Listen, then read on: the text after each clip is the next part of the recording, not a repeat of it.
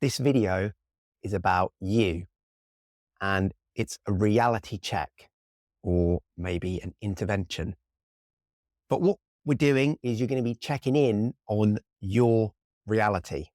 And this is a question which I ask people who work with me often. It's one of the first things I ask them, but I'm going to be asking you, and this is free. Okay.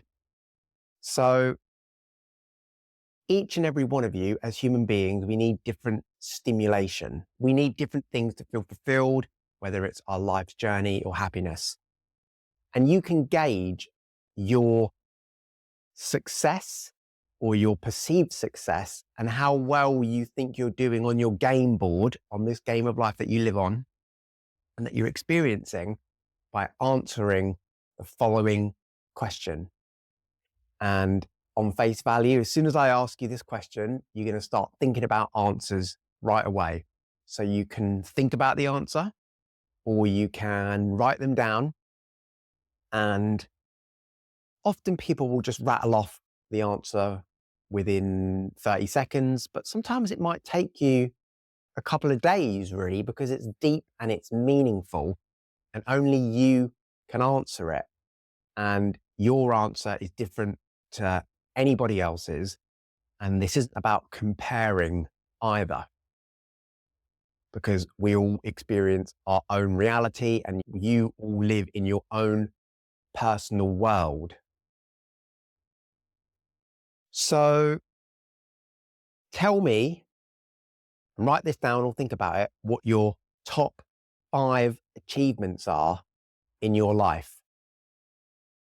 Now, immediately you're thinking about it. What are your top 5 achievements? And it's not always easy to rattle off. But because human beings are very predictable, people will always give 2 or 3 of the same answers. So I'm going to make this difficult for you and inform you that the following answers don't count and they cannot be included in your top 5 achievements in your life and in your existence and reality here on earth. And having children, reproducing, that doesn't count. That cannot be one of your 5 achievements. And that doesn't matter whether you're a single mom, a stay-at-home dad, whether you've raised a family, 5 kids, 1 kid, 10 kids, it doesn't matter. That doesn't count. Another thing that doesn't count is getting married, being in a long-term relationship or a meaningful long-term relationship, whether it's 2 years, 10 years, or you're celebrating your 30th wedding anniversary. That doesn't count. You're going to have to come up with 5 other achievements that don't include that. Another one that doesn't count is finishing your high school diploma. So whether it's leaving school at 18 and getting your high school diploma, or your general certificate of secondary education, or leaving high school, that doesn't count either. Now, I'm not going to tell you why they don't count, but there is a reason for it. And I can almost guarantee that the majority of you watching this now was going to include at least one of those, but you can't. So you have to think about 5 other achievements, and they are your 5 greatest achievements in this world. So have a think about that. And the purpose of this exercise, or of this question, is a reality check. You're checking in with your reality, and you need to know how well you're doing. And actually, it gets you thinking deeply about what it is that you want in life, how it is that you want to live your life, what's meaningful, what stimulates you, and also what your goals are. And if you've achieved them, and how many of you have actually realized them. So I'm not going to tell you what my top 5 achievements are, but some of them are achievements that I set myself when I was just a kid, and I've achieved them. And for me, that was a big deal. But it's fluid. The world and reality is fluid. So a goal that you set yourself 10, 15, 20, 30 years ago doesn't have to be the same goal. Goals change. The phrase, the goalposts move.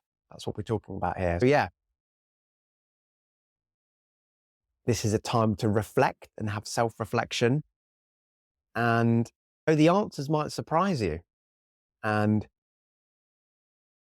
the answers that you give, your top 5 achievements, you can then look in the mirror at yourself and think, has everything worked out the way that I wanted? Has it worked out the way that I hope?